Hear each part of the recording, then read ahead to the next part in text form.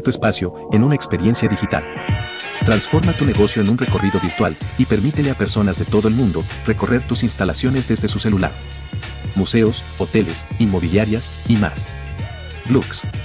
Abre tus puertas.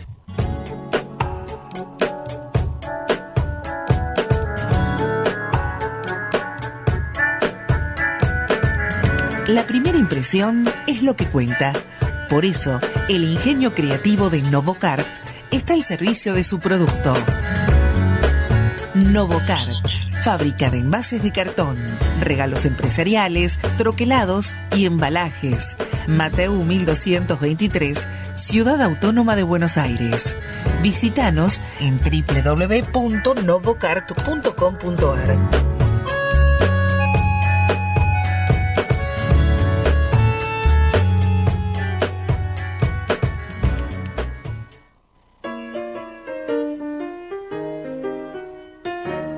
El agua pura de nuestro país se llama Ives Fischetti. Ofrecemos variedad de productos de excelente calidad a instituciones, empresas, oficinas y hogares para que puedas tomar agua pura todo el año. Elaboramos y distribuimos botellones y botellas de agua, soda de sifones y aguas saborizadas. Fischetti y Compañía, una empresa que elabora bajo normas Ives. Atendemos en Cava y Gran Buenos Aires. Solicita nuestro servicio al 4601-1764 o 5526.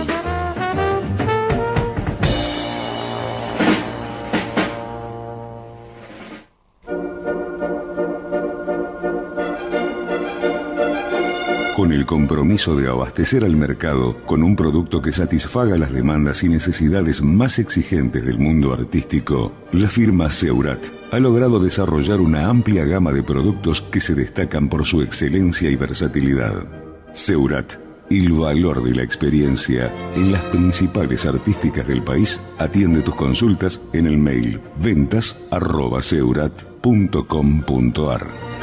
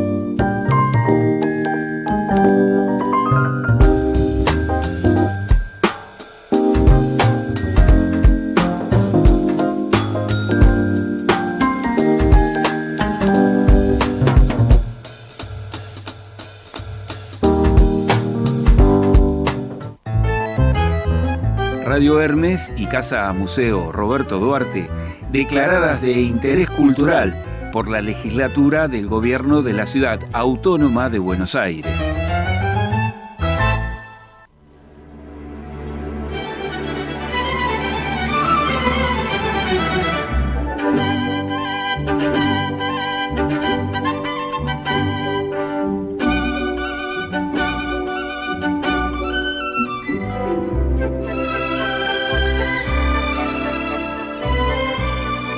Aquí comienza Cultura en Paralelo, un programa que reúne a la música clásica con las diferentes artes y su relación entre ellas.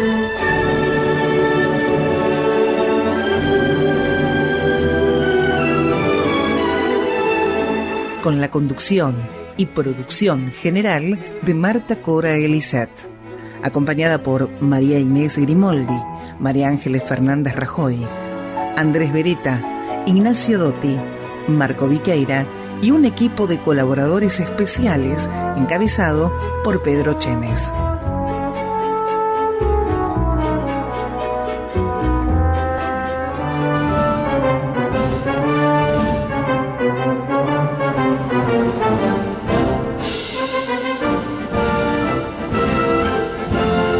Buenas tardes, bienvenidos a este Super Martes de Cultura en Paralelo. Seguramente dirán por qué el Super Martes, porque tenemos muchos invitados hoy en el estudio a la manera de los debates presidenciales, que son los famosos Supermartes en los Estados Unidos. Por eso recibimos con The Washington Post de John Philip Sousa, y aquí estamos con Ignacio Visnovich, que me está acompañando en la conducción hoy en día. Estamos esperándolo a Marco Viqueira. María Inés Grimoldi está con dentista, así que por eso me estuvo acompañando en todos estos martes. Pero además, la música de Sousa se utilizaba cuando nosotros éramos chicos en los programas de transmisiones deportivas.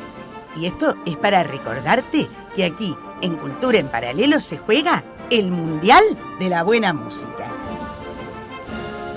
Y quiero agradecer muchísimo, muchísimo a nuestros oyentes, a toda la gente que lee nuestras críticas en la página web y a este gran equipo de producción que tengo, porque ya llegamos a las 3.910 visitas y falta menos de un año. Así que estoy sumamente agradecida, porque si no fuera por todo, por ustedes y este maravilloso equipo de producción que tengo, esto sería imposible de hacer. Vamos con la actualidad semanal, por favor.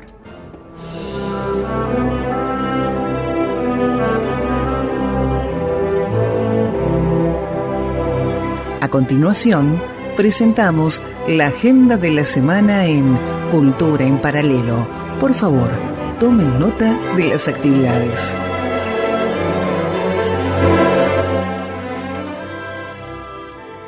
Salir corriendo porque a las 19 horas, cuando termina nuestro programa en la Casa de la Cultura, en la Avenida de Mayo 575, sigue el ciclo de tertulias líricas, hoy con obras de Gershwin, fragmentos de Porciambés y de Menotti del Teléfono.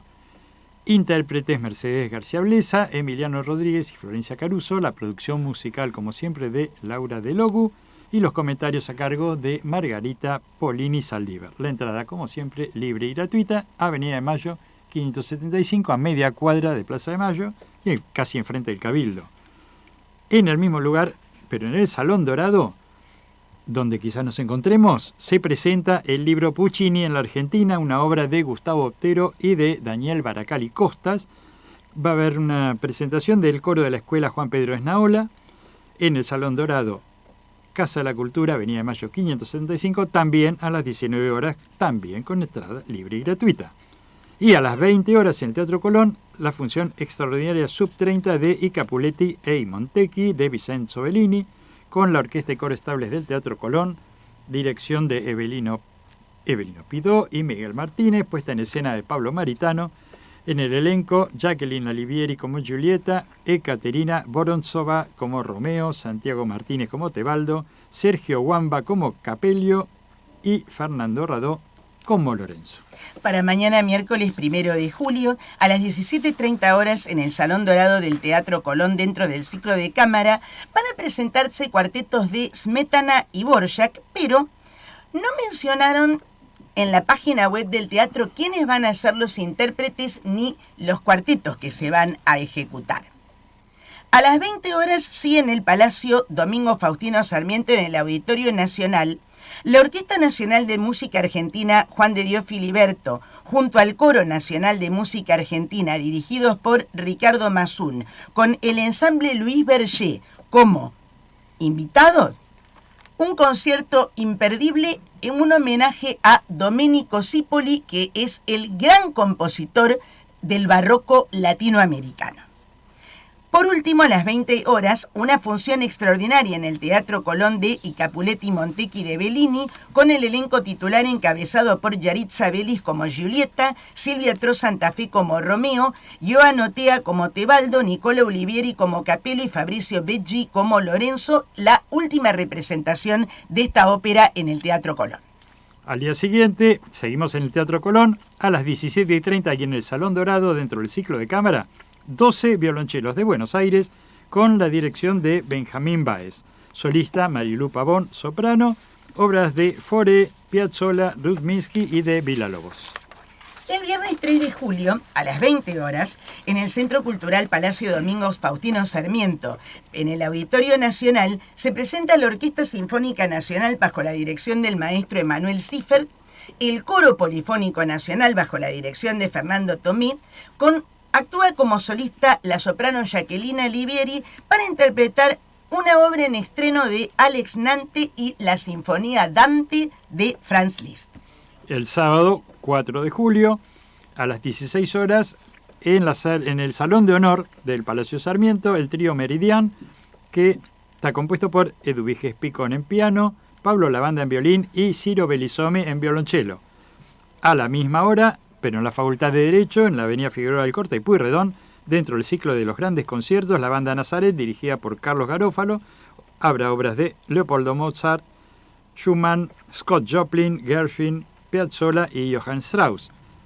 Y dentro del mismo ciclo de grandes conciertos de la Facultad de Derecho, a las 18 horas en el Salón de Actos, vamos a poder disfrutar nuevamente, como venimos haciéndolo estas últimas semanas, de la Orquesta Sinfónica Juvenil Libertador General San Martín, nuevamente bajo la dirección de Mario Bensecri, solista Candela Junco en violonchelo, obras de Rogatis y de Camille Saint-Saëns. El domingo 5 a las 11:30 de la mañana, dentro del ciclo de cámara de la Usina del Arte, Agustín Cafarena 1, no tenemos información de la gacetilla, pero vayan tranquilos, porque un ciclo que cuenta con un director de los quilates del maestro Carlos Kaufmann es garantía segura de buena música. A las 16 horas continúan las representaciones de El Barbero de Sevilla, versión divertida para toda la familia en castellano, organizada por Juventus Lírica y la Asociación Fígaro en el Centro Cultural Conex, Sarmiento 3131 de esta capital, con el siguiente elenco: Laura Penqui, Patricio Olivera, Gabriel Carazo, Mirko Tomás y otros.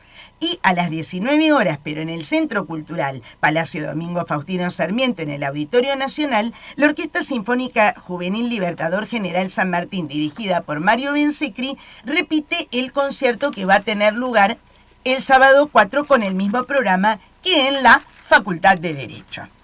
Y ahora vamos, sí, al próximo separador.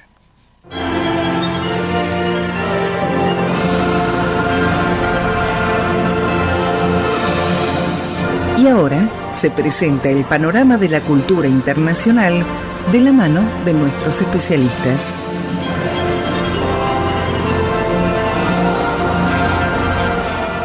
Muy bien. Y está nuevamente con nosotros, estuvo en el programa inicial de Cultura en Paralelo, Emanuel Siffert. Bienvenido. Sí, muchas gracias por la invitación. Gracias a vos por asistir, Emanuel. Así que, bueno, ¿qué sexta de Mahler, eh? Sí, sexta de Mahler esta semana, otro repertorio, Liszt, también una música muy, muy fuerte, la trama es muy linda, obviamente la Divina Comedia. Empezamos con sonidos muy oscuros del infierno, pero la sinfonía se va a transformar en el paraíso, sonidos celestiales, en conjunto con el coro polifónico nacional y con la Sinfónica Nacional. ¿Y con cuántos ensayos tuviste en la sexta de Mahler? Porque sonó muy bien, sonó muy equilibrada. Ahora yo me voy a referir después a los detalles en el momento de opinar. La sexta de Mahler, una semana. El primer día una lectura, hemos empezado a trabajar, después 2 días parciales. 2 días parciales. El jueves estuvimos en la sala arriba. ¿Por qué 2 días parciales? Porque en el tercer subsuelo una sinfonía de una complejidad tan grande, 9 cornos, 7 trompetas. Sí. Entonces abajo es un poco difícil a trabajar todo el sonido orquestal. Entonces mejor parciales, detalles y después el jueves pasados arriba, el viernes ensayo general. Y sí, obviamente. Bien. Has tenido una gira en Noruega este año, cuando estuviste dirigiendo 5 elencos de La Balladera con el Ballet Nacional de Noruega en Oslo. Sí. Esta información yo ya la sabía del año pasado. Y entre ellos dirigiste a Marianela Núñez. Sí, Sí, entonces, como un director, los géneros, un director debe hacer todo. Ballet, sinfónico, obras un poco reducidos, obviamente después la ópera, pero en este caso el ballet. Sí, entonces ballet con 5 distintos elencos. Un elenco estuve con Marianela, entonces siempre un placer trabajar con una bailarina de un nivel obviamente así. Y ballet es otro género. Yo pienso el ballet es el más complejo a dirigir, porque uno debe acompañar un idioma que uno no habla, y yo no estoy bailarín. Pero Entonces, además que vos tenés que ir al tiempo del bailarín. Y eso es lo más difícil de todo. Te lo digo, está bien, yo, a ver, no he estudiado danza, pero sí he bailado en conjuntos folclóricos, y entonces siempre, cuando nosotros bailábamos con música en vivo, música folclórica en Dinamarca o en Suecia, siempre lo que más le costaba a los músicos era seguirnos el ritmo acorde a la coreografía. Claro. A los tiempos es todo una dimensión en el ballet. Pero estamos de nuevo en la preparación de un director, porque se ve los ensayos, pero ¿qué es el director? El director es antes. Antes del primer ensayo hay horas, meses de preparación. En el ballet ahora saber estudiar la coreografía, saber casi de memoria dónde va el paso, así es mucho más fácil a reconocer qué quiere hacer el bailarín, es mucho más fácil acompañar. Sí, depende de tener un buen ensayo también. Pero sí, claro, y después de los ensayos. Sí. Bien, y ahora el Colón te ha dado un nuevo proyecto. Sí. Como yo estoy también. Yo pensé mi carrera de director como director de ópera. Estuve asistente en la ópera. Los primeros 5 años he hecho casi solo ópera. Estuve después director de una compañía de ópera en Londres. Entonces siempre he tenido afinidad con cantantes, siempre. Entonces ya he dado clases en la ISA por 5 años como de repertorio lírico. Y ahora el Colón me han preguntado de estar colaborando con el Opera Studio. Cosas muy parecidas. Trabajar con cantantes, roles, es un coaching. Para un director es fundamental. Si uno hace ópera, uno debe saber cómo ensayar, cómo corregir un cantante, y entonces me da mucho placer de rehacer esta colaboración, porque estuve 5 años en la ISA y después me he preguntado a dar clases en la semana, pero en la semana yo no puedo, porque estoy viajando, porque tengo otra orquesta en Chile. Lógico, estás como titular en la Orquesta de Cámara de Chile, con la cual también hiciste ópera, porque hiciste un Don Pasquale que fue muy mentado. Sí, un Don Pasquale en Chile, sí. Con el cual ahí actuó un gran valor que también actuó aquí, que fue Patricio Saxton, el tenor chileno, que yo lo escuché acá en Madame Butterfly, precisamente, que fue tu masterclass del sábado, que fue para ver cómo era una masterclass donde pudiera asistir el público, que obviamente era para directores, ¿no es cierto? Con ilustraciones de Sofía Godoy y todo lo demás. Ay, pero fue lindísimo. Sí, la masterclass es de nuevo como director, cómo afrontar una ópera, que es de nuevo otro género. Entonces, en la ópera, la primera cosa es el texto, después el respiro con los cantantes. Un director que no respira en la ópera no es un director de ópera, es simple. Entonces, una conexión siempre con la cantante, con la escena, y estuve toda esta temática, y este texto, y todo esto traducir en el idioma del director, entonces en la gestualidad. Entonces, como la Butterfly es muy elástico, como género, los tiempos se mueven, retenudos, se va con la intención, con la psicología del cantante, que ella está feliz en este momento, es triste, tiene esperanza o no, todo eso es muy complejo del texto, y todo se puede poner en la gestualidad. Eso estuvo un poco el la masterclass del la sábado. masterclass del sábado, sí. Sí, yo no pude quedarme hasta el final porque tenía un compromiso familiar que, bueno, fue fantástico también, así que, pero bien. Y lo que vamos a ver ahora, vamos a hacer dos cosas. Un pequeño anticipo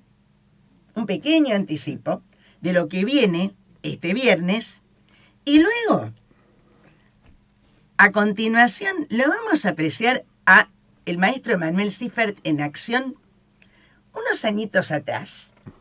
Fuiste a Río Negro. Dirigiste la Filarmónica de Río Negro. Fuiste sí. con Guillermo Irusta, el flautista de la Nacional. Sí, bueno, tenemos esos dos pequeños fragmentos de franceses del siglo XX. Así que la Sinfonía Dante de Liszt, en primer lugar, para mí, la mejor versión, que es la Wiener Academy, dirigida por Martin Hasselböck, en ese Magnificat que suena realmente celestial.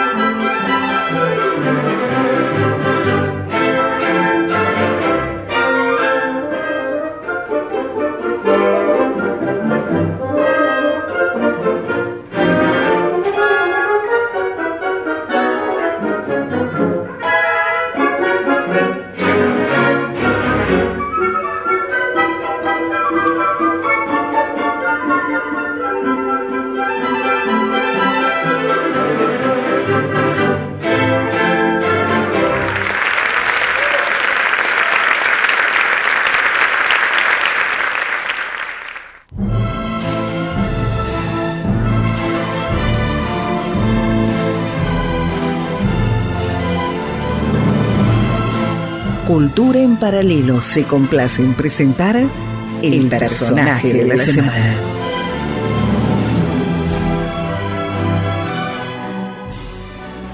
Y tenemos aquí a familiares de Ernesto Drangos. Georgina, venite un poquito más acá porque no se te ve en la cámara, y al pianista Guillermo Carro.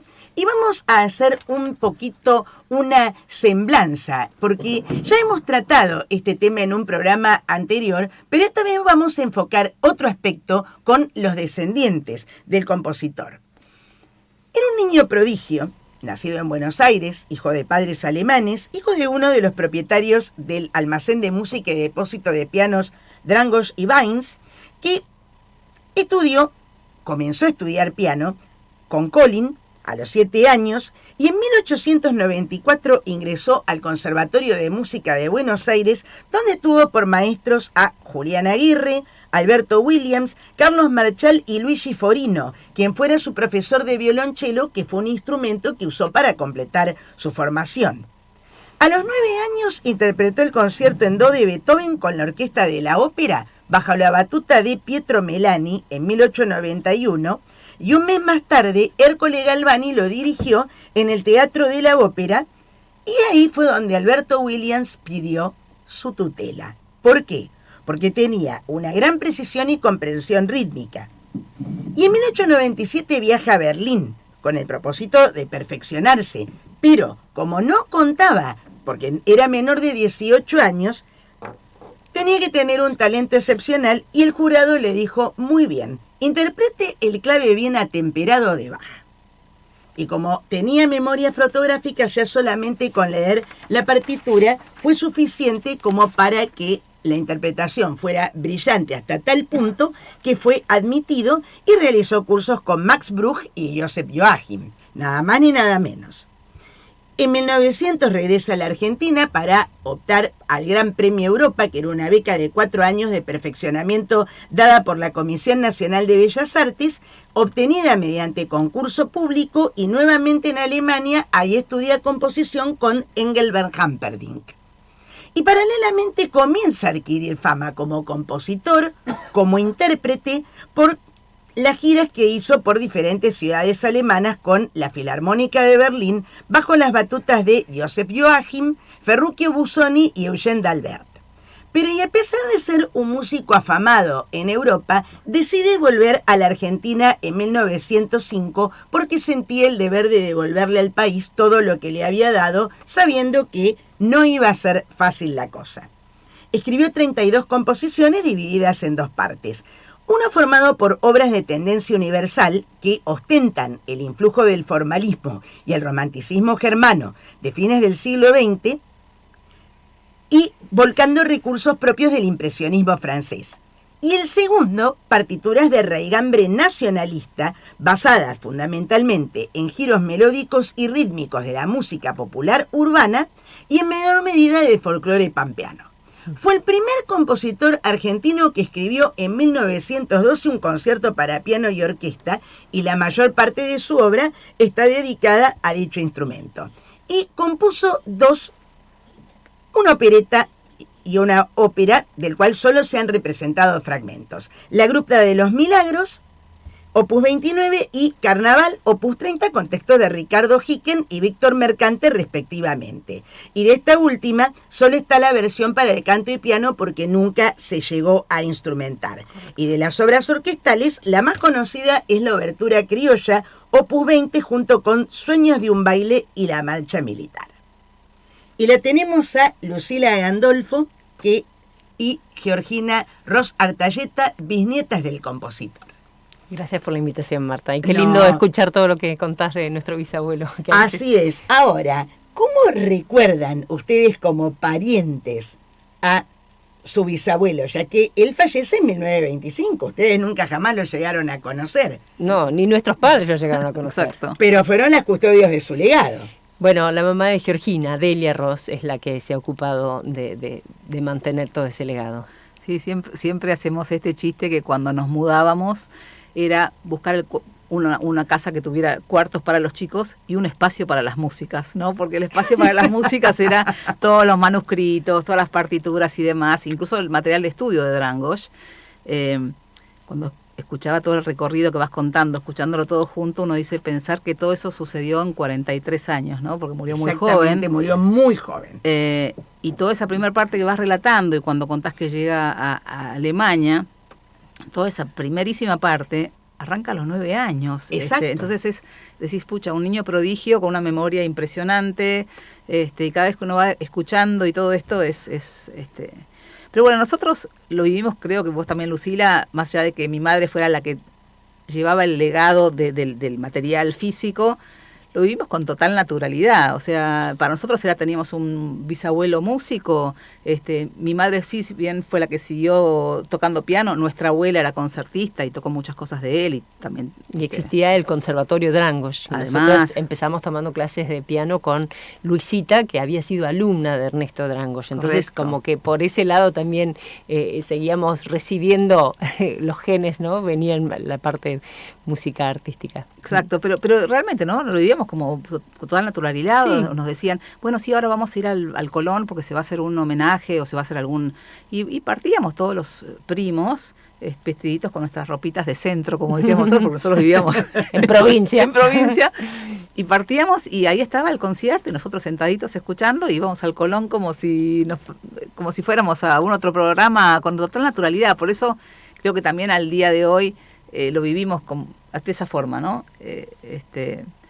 Bueno, eso es la experiencia. ¿Cómo lo sienten cuando escuchan Drangos, cuando se habla de que salió un disco de Ernesto Drangos, que no es un compositor conocido, no es alguien que uno nombre todos los días, no es Aguirre, no es Williams? Yo creo que no es conocido y ahí los expertos podrán dar mejores explicaciones de por qué no fue conocido. Creo que su muerte a tan temprana edad no ayudó a que esto se promocionara más, y además en una época en donde él no siquiera llegó al disco, ¿no?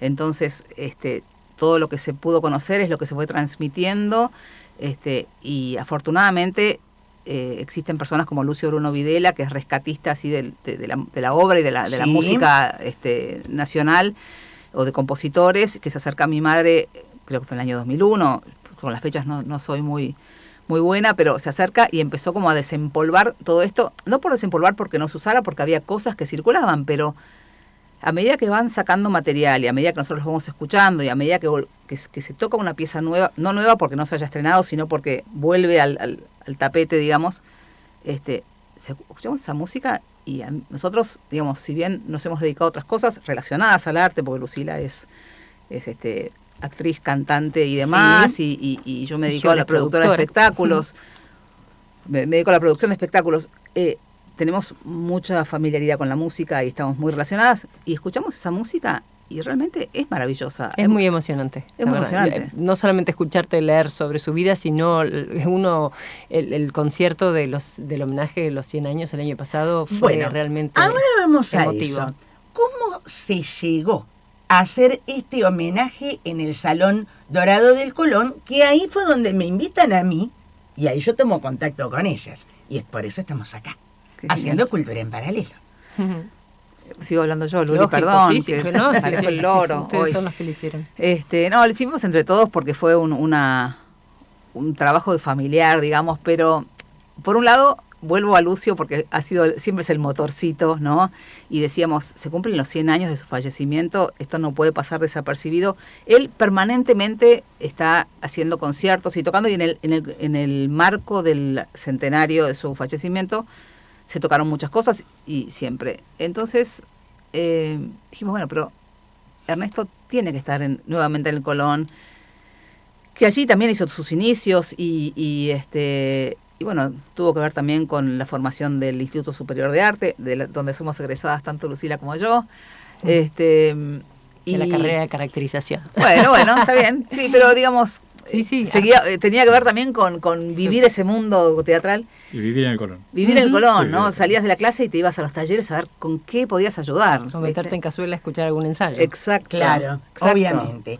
Guillermo, vos como pianista, como intérprete, que ya estuviste en el programa anterior con nosotros, ¿cómo llega la obra de Dragos a tus manos? Bueno, llega un poco otra vez también de Lucio. En ese momento estábamos en lo que era el grupo Dragos, que el grupo Dragos tuvo una primera etapa que se dedicó, fue un aniversario, no recuerdo ahora cuál, pero fue aproximadamente el año 2001, por ahí, 2001 se tocó toda la obra. Lo que pasa es que, bueno, acudieron a su nieta porque había muchas obras que no eran, que no estaban editadas o no se habían vuelto a reeditar. Yo después entro un poco más tarde y recibo la sonata que toqué en el Salón Dorado del Colón, justamente la primera vez, en un concierto que hice todos compositores argentinos, y que algunos fueron un poco reestrenos porque no se habían tocado. Inclusive toqué obras de Williams, que es su maestro, y de Andrés Gaos, que fue... Andrés Gaos, sí, gran compositor también. Coetáneo de Williams. Y toqué la sonata y el estudio que yo después grabé en el disco que está en plataforma, que se llama Romanticismo Musical en el Río de la Plata, y está la obra que toqué, entre otras cosas la grabé para no olvidar, porque se me la olvida, viste, pasan los tiempos y uno se lo olvida. Entonces digo, bueno, es un doble homenaje, grabar esa obra que él escribió una versión y volvió a revisitar y escribió el tercer movimiento, que es bastante más difícil que lo que escribió originalmente, y que, bueno, en la obra se ven muchas cosas que nosotros recién estábamos hablando antes de entrar acá, pero yo rescato, además del virtuosismo, del manejo del piano, de la técnica del piano, que era excelente, esa cuestión tan apasionada que uno lee así, de volver, de querer hacer cosas, y eso se ve en la música también. Incluso la opereta tiene un tango. Sí, la opereta tiene un tango. Sí, señor. Y él escribe un tango, que El Perseguido, que, bueno, que no firma con... Vamos a contar esto. Poner en contexto. En contexto. El tango no era muy bien visto. Entonces los compositores se sentían atraídos por él y firmaban con un seudónimo. Claro. Y el Ernesto Dragos era Ernesto Ricardo. Yo creo que Ricardo era porque admiraba mucho a Wagner. Entonces se había puesto Ernesto Ricardo. Y es su cuarto nombre, si no me equivoco. Creo, ¿no? Puede ser, no sé. El de mi padre, Jorge Ricardo también, pero creo que su nombre tiene como 4 nombres y puede ser. Deberíamos Yo siempre, todos. por ahí lo pensé desde ese punto de vista. No, pero puede ser. Cuando uno lee algunas crónicas de él, le hablan, bueno, era muy wagneriano y amaba la música de Wagner. Y bueno, como pianista fue un pianista enorme. Hoy sería una de las grandes luminarias del piano, sin lugar a dudas, porque además tenía un repertorio vastísimo en esa época. Obvio. Perfecto, muy bien. Entonces, vamos a apreciar un poquito a Dragos, pero en la parte orquestal, y tenemos la obertura criolla, hecha por una orquesta extranjera, pero dirigida por otro amigo de la casa. La Orquesta Sinfónica de Stad Targumures, dirigida por Pablo Bogiano, ganador del premio al mejor director de orquesta argentino de la temporada 2025, obertura criolla de Ernesto Dragos.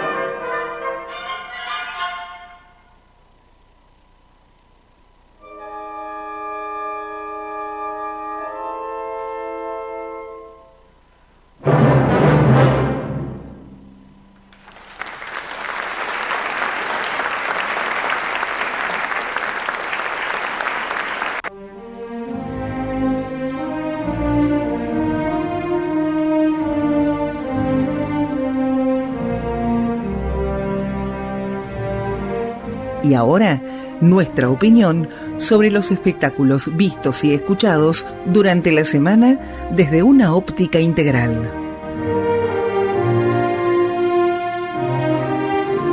Antes de continuar con las opiniones, tenemos un mensaje. Recibimos un mensaje de la profesora Estela Tellerman, una gran pianista argentina. ¡Qué pianista, por Dios! Ante todo, saludo, agradecimiento, orgullo de escuchar a Georgina y a Lucila en este programa. Estela. Y nosotros, del lado del programa, agradecidos por que ustedes hayan venido, por supuesto. Bueno, nos recuerda, en relación a lo que comentaba recién Guillermo, del grupo Drangos, ella fue la creadora de Argenmúsica, y la Argenmúsica viene, del grupo Drangos. Me está diciendo Estela, del grupo Drangos. Inclusive que hicieron 2 veces la integral para piano de Ernesto, que se llegó a hacer 2 veces la integral y tuvieron un subsidio de la embajada alemana. Correcto. Para la grabación de un disco. La grabación del disco con la música de Drangos. Correcto. Así que bueno, está en plataformas también, lo pueden buscar. Es cierto. Ah, perfecto. ¿Cómo se llama?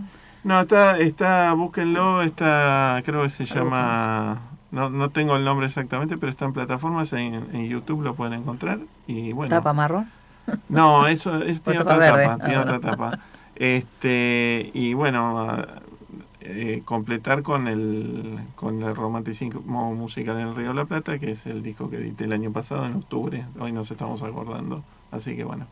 Sí, que presentamos juntos. Te invité en otro programa, en una radio colega. Cierto, en te otra invité radio para colega. la presentación, un programa de una hora muchas de charla presentando ese disco. Bueno, ante todo le agradecemos a Estela. Si estás escuchando, Estela, un abrazo acá y besos. Saludos, Estela, Saludos, gracias por Estela. todo. La gente, y agradecido porque fuiste una de las que levantó a Drangos. A mí, al menos, me lo hiciste conocer.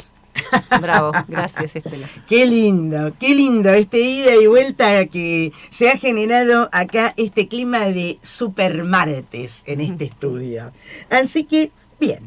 Ahora sí, vamos a las opiniones y bien.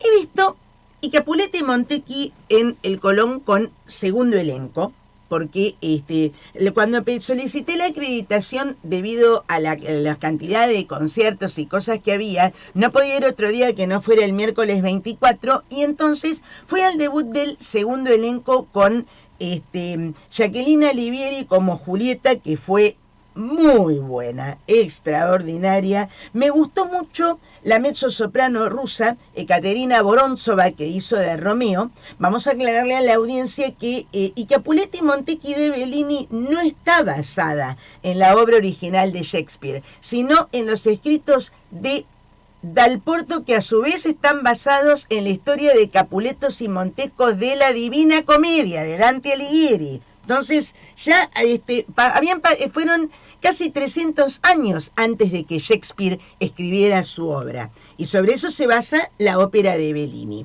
Después Santiago Martínez, a pesar de que estaba resfriado, muy bien como Tebaldo, Sergio Wamba y Fernando Radó correctos como Capelio y como Lorenzo, respectivamente. Acá Lorenzo es el médico de la joven y el confidente, no es un sacerdote que los casa a los enamorados en secreto, ¿no es cierto? Y Romeo mata al hermano de Julieta, ¿no es cierto?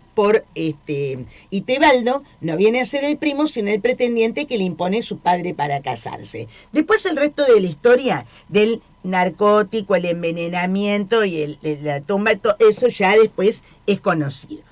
Ahora, magistral la dirección de Belino Pidó, un especialista en el buen canto, Emanuel Ciffer. Emanuel, acércate un poquitito a la cámara, así te podemos ver, y acércate al micrófono, porque vos también estuviste en el primer elenco ayer domingo. Estuve en el primer elenco, me voy hoy, después mi ensayo de coro, me voy al segundo acto. A ver, claro. Para escuchar el segundo elenco. Sí, porque ya la Jacqueline canta conmigo el viernes, entonces claro. La quiero al menos escuchar en el segundo acto. Sí. Y el director extraordinario. Una batuta como Evelino Pidó, pero sí, por favor. Se ve que conoce el estilo, conoce todo. Bien, perfecto. Bien. Y estuvimos, por supuesto, el viernes pasado, señor Ignacio Vignovic, el micrófono es suyo. Muchas gracias. Bueno, fue emocionarme con la sexta de Mahler, por varias razones. Una, porque venía de leer un libro recién presentado que se llama Comentarios sobre Mahler, que son comentarios póstumos sobre los programas que escribió el maestro Julio Palacio, que fue mi profesor durante 32 años, además muy amigo, y Daniel Baracali Costa, desde Prensa del Teatro Colón, compiló todos estos programas. Así que tuve la gentileza, vos lo recibiste también, de a toda la gente. No, yo no lo recibí porque no estuve. Yo justo había ido a... No, el libro no, pero la síntesis de la sexta sinfonía de Mahler. Sí, señor. Hizo todo un armado, así que fuimos con bastante preparación para poder escucharla. Más aún, bueno, hoy tuvimos una charla casi de una hora con el maestro. Extraordinaria, emocionante. Me dejó tenso, agotado, como si hubiese manejado 500 kilómetros en ruta de Ripio. Así se lo dije al maestro hoy. Dije, fue una cosa es decir, el manejo de tensiones, la distribución del orgánico que era distinta. Sí. Ya desde el vamos. Sí, totalmente. Ya tener 8 contrabajos de frente, sí, conmueve. Tener bronces a los dos lados. Y tener bronces a los dos lados y tener toda la percusión para evitar la reverberación del mármol. Fue fantástico. Eso fue un acierto total. Y fue una crítica que a mí, digamos, a pesar de que tenía digamos, todo el material en el contexto en que fue compuesta la sinfonía y todo lo demás, fue una crítica muy difícil de escribir porque no la tenía tan entronizada, porque la había escuchado nada más que una sola vez, hace 20 y pico de años atrás. Bueno, una versión antológica como la de Maris Jansons con la Filarmónica de Oslo en vivo realmente fue un lujo. Esta era la segunda vez que yo la escuchaba en vivo. Entonces es una sinfonía densa, difícil de interpretar, con de diferentes texturas, pero fue realmente una muy, muy buena labor de la Sinfónica Nacional de rescatar la obra de Mahler. Bueno, agrego que en realidad, mientras vos no estabas acá, yo estaba acá y pude escucharla de Calderón en el Teatro Colón. Perfecto. Se hizo también, ahora por el año 80, 90, cuando se hizo la integral de la Sinfonía de Mahler. Claro, muy bien. Perfecto. Y después ayer estuve en el Mozarteum argentino, en el Colón, en un monumental concierto de Javier Perianes, gran pianista español, en homenaje a los 150 años del nacimiento de Manuel de Falla, que hizo algo en la primera parte que pidió que no se aplaudiera entre obras y estuvo muy astuto en colocar, por ejemplo, un vals de Falla con uno de Chopin, una mazurca compuesta por de Falla con una de Chopin, un nocturno de Falla con uno de Chopin, para mostrar la influencia que el compositor polaco tuvo sobre la obra de Falla, y realmente creó un clima íntimo que fue una delicia porque es un maestro de la sutileza en materia de técnica pianística. La segunda parte del concierto, por supuesto que fue prácticamente, digamos, acá tengo las 4 piezas españolas de Manuel de Falla y, por último, una selección de Iberia con evocación Polo, Almería y Triana de Isaac Albéniz, y después, como dices, la Fantasía Bética y un concierto, un recital de Manuel de Falla. No podía terminar si no era con la danza ritual del fuego, como era de esperarse. Así que, y con esto damos final a este super martes. Muchísimas gracias, Georgina, Lucila, Guillermo, Emanuel, muchísimas gracias. Y nos volveremos a encontrar el próximo martes. Seguirá girando este caleidoscopio cultural denominado Cultura en Paralelo. Hasta el martes que viene.